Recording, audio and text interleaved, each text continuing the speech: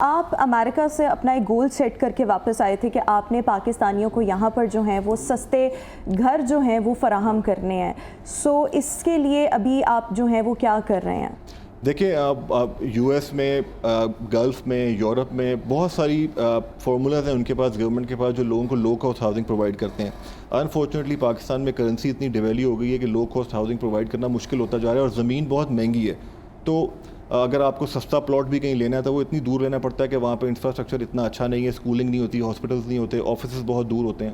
تو I think اب low cost housing جو دنیا میں اب آ چکی ہے وہ ہائی رائز اور ورٹیکلس کے اندر آ چکی ہے. آپ دیکھیں جتنے بھی اوورسیز پاکستانیز میجورٹی پاکستان سے باہر رہتے ہیں وہ سارے اپارٹمنٹس کے اندر ہی رہتے ہیں موسٹلی. لیکن یہاں پاکستان میں ان سب کو جو ہے اپنا گھر چاہیے، کیونکہ یہاں پہ کلچر ہے زمین بھی اپنی اور چھت بھی اپنی کا. بٹ آئی تھنک لوگوں کو اس کا مائنڈ سیٹ تھوڑا سا چینج کرنا پڑے گا، ورٹیکلس میں آنا پڑے گا، اور اپنے لائف اسٹائل کو بہتر کر سکتے ہیں ورٹیکلس میں آ کے، کیونکہ ان کے اوپر رسپانسبلٹی کم ہوتی ہے. گھر مینٹین کرنا تھوڑا سا مشکل ہوتا ہے، اپارٹمنٹ کے اندر رہنا ایک لائف اسٹائل اور ہوتا ہے. دنیا رہ رہی ہے تو ہم لوگ کیوں نہیں رہ سکتے؟ لو کاسٹ ہاؤسنگ ہے، آپ اس کو ایزیلی افورڈ کر سکتے ہیں. تو آئی تھنک لوگوں کو اب اس طرف آنا پڑے گا، کیونکہ یہی اب وے فارورڈ ہے. کیونکہ ہماری آبادی تیزی سے بڑھتی جا رہی ہے. جو ورلڈ بینک ہے وہ 2047 میں پریڈکٹ کرتا ہے کہ پاکستان کی پاپولیشن جو ہے وہ 370 ملین سے اوپر چلی جائے گی. تو آئی تھنک اس سب کو نیگوشیٹ کرنے کے لیے، ہینڈل کرنے کے لیے ہمیں ورٹیکلس میں جانا پڑے گا تاکہ ہم اپنے گرین ایریاز کو بھی سیکیور کر سکیں. بالکل ٹھیک ہو گیا. اچھا، اس کے ساتھ ساتھ آپ کو لگتا ہے، کیونکہ آج کل اگر ہم دیکھیں ملک کی معیشت جو ہے وہ ایک صحیح ڈگر پر نہیں چل رہی، پرابلمس کافی زیادہ ہیں.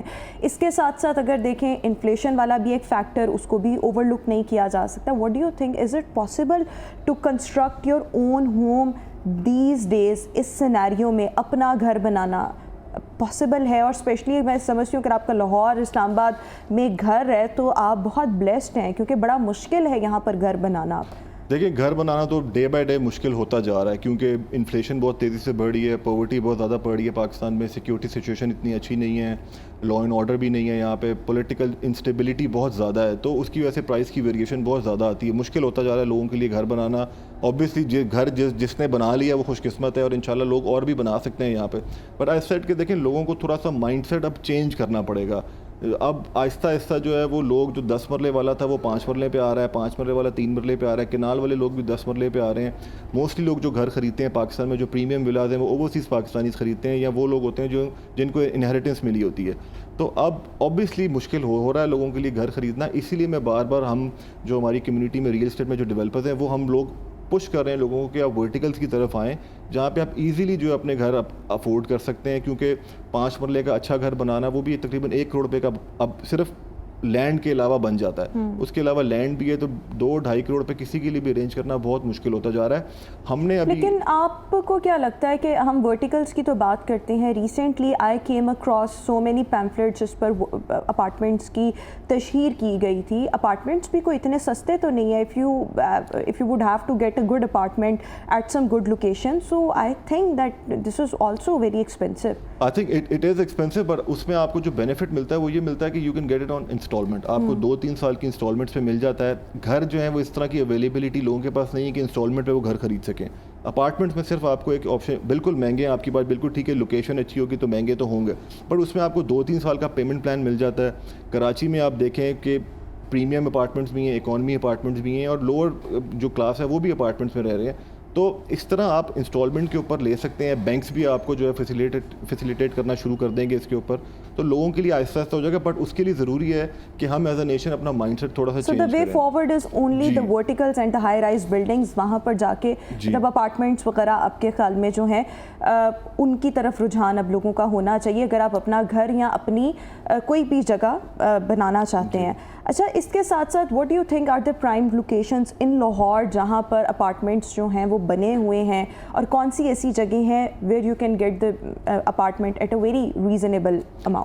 دیکھیں گلبرگ تو بہت زیادہ ایکسپینسو ہو گیا. لاہور میں یہاں پہ کوئی بھی اپارٹمنٹ جو ہے وہ اچھا اپارٹمنٹ جو ہے آپ کو 20 ملین سے کم نہیں ملتا، ریزنیبل 1 اور 2 بیڈ کا. بٹ آئی تھنک کہ اگر آپ بیریا ٹاؤن والی سائڈ پہ چلے جائیں، رائیون روڈ پہ چلے جائیں، یا اس طرح کی جو سراؤنڈنگز ہے وہاں پہ ہائی رائز کی بلڈنگس بن رہی ہیں، وہاں پہ ابھی بھی آپ کو 1 بیڈ اور 2 بیڈ کا apartment between 7 million to 1.5 million جو ہے وہ 10.5 ملین میں مل جاتا ہے. تو وہ بھی انسٹالمنٹ بیسس کے اوپر ہے. بیریا ٹاؤن ایک اچھی کمیونٹی ہے, ڈی ایچ اے میں تھوڑا سا مہنگے ہو جاتے ہیں. تو آئی تھنک جو لوور مڈل کلاس ہے یا مڈل کلاس ہے وہ اگر بیریا ٹاؤن یا اس طرح کی سراؤنڈنگ ایریا میں اڈا پلاٹ کے آس پاس اپنی آپ کو لے کے جائیں, لیک سٹی کے آس پاس, تو وہاں پہ ان کو ایک اچھی اپرچونیٹی لیونگ مل سکتی ہے. وہ اچھی کمیونٹیز ہیں, ڈیولپ ہو رہی ہیں, رنگ روڈ بن گیا ہے, تو ایزیلی جو ہے لوگ کمیوٹ کر سکتے ہیں. ایئرپورٹ سے آپ دیکھ لیں اڈا پلاٹ صرف آدھے گھنٹے کی مسافت پہ اب رہ چکا ہوا ہے. تو تھوڑی سی پولیٹیکل اسٹیبلٹی ہمارے ملک میں آئے گی. لاہور ایسا شہر ہے کہ ہر بندہ لاہور میں آ کے رہنا چاہتا ہے. یہاں پہ بزنس اچھا ہے, نوکریاں اچھی ہیں, پولیٹیکل اسٹیبلٹی کی دیر ہے. انشاءاللہ جب یہ بہتر ہوگا. اچھا دیکھیں, یہ کہا جاتا تھا کہ جنرل الیکشنز کے بعد پولیٹیکل اسٹیبلٹی آ جائے گی. آپ کہہ رہے ہیں کہ ابھی پولیٹیکل اسٹیبلٹی اس طرح سے نہیں ہے, but what do you think political stability, تھوڑی سی اکنامک اسٹیبلٹی, ابھی آئی ایم ایف کی جو ہمیں نیکسٹ قسط مل جائے گی, فور شور مل تو جائے گی, لیکن اس کے بعد آپ کو لگتا ہے کہ ریئل اسٹیٹ کے معاملات جو کہ پچھلے 2-3 سالوں سے خراب تھے, بلکہ زیادہ ٹائم ہو گیا ہے, اب تھوڑی اس میں بہتری آئے گی؟ دیکھیں پولیٹیکل اسٹیبلٹی تو جیسے ہی ہمارے ملک میں آتی ہے, کاروبار اچھا جانا شروع ہوتا ہے, پھر انفارچونیٹلی کچھ ہو جاتا ہے اور اس کے بعد دوبارہ سے جو ہمیں دوبارہ سے زیرو سے سٹارٹ کرنا پڑتا ہے. 2013 میں بھی جب میاں نواز شریف صاحب کی گورنمنٹ آئی تو 2017 تک بزنس بہت اچھا ہونا شروع ہو گیا تھا, ان کو ہٹا دیا گیا. پھر دوبارہ سے 2018 میں عمران خان آئے, انہوں نے آ کے شروع کیا, تھوڑے سے بہتر ہونا شروع ہوئے. کووڈ آ گیا, ان کو بھی ہٹا دیا گیا, اور پچھلے 2 سال سے تو بالکل ہی جو ہے وہ نیچے ہمارا بزنس جا رہا ہے. دیکھیں ریئل اسٹیٹ جو ہے پاکستان کی جو اکانومی ہے اس کے اندر بہت میجر رول پلے کر سکتا ہے. 20-25% پروفٹس اس کے اندر ہیں. دنیا میں اتنے پروفٹس ریئل اسٹیٹ میں نہیں ہیں جتنے پاکستان میں.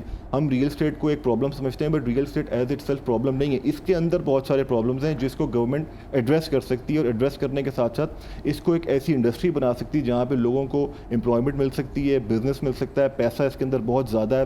کاروبار ایک گھر بنائے تو اس کے اندر 100 سے زیادہ انڈسٹریز کا کام ہوتا ہے. تو آئی تھنک ریئل اسٹیٹ کو ایز اے پرابلم نہیں دیکھنا چاہیے, اس کو ایز اپرچونیٹی دیکھنا چاہیے. اس کے اندر پرابلمس بہت زیادہ ہیں جو ہم لوگوں نے ہی کریٹ کی ہیں, بٹ گورنمنٹ نے اس کو سبسیڈائز کرنا ہے, گورنمنٹ نے اس کا لا اینڈ آرڈر بنانا ہے. ایسی چیزیں بنائیں کہ لوگ جو ہے ڈیجیٹلائز کریں اس کو. آرٹیفیشل انٹیلیجنس کا دور ہے, وہ آ رہا ہے اب. ایسا حکومت بنائے کہ کوئی بھی کہیں پہ کچھ اپنا پلاٹ یا اپارٹمنٹ لینا چاہتا ہے تو صرف وہ جا کے گورنمنٹ کی کسی بھی ادارے میں اپنا آپ کو چیک کرے, اور ادھر سے اس کو ویریفیکیشن ہو جائے کہ جی یہ بالکل سیف اینڈ سیکیور انویسٹمنٹ ہے. تو اس کے اندر جو ہماری ایل ڈی اے تو یہ چیز پرووائڈ کرتا ہے, ابھی کر رہا ہے, لیکن اتنا بھی انہوں نے ابھی زیادہ اسٹریم لائن نہیں کیا. بٹ آئی تھنک اس کو اور ہونے کی ضرورت ہے, آرٹیفیشل انٹیلیجنس, تاکہ لوگوں کا اعتماد جو ہے اس کو بحال کیا جا سکے. بہت شکریہ. تیمور ڈار صاحب ہمارے ساتھ موجود تھے.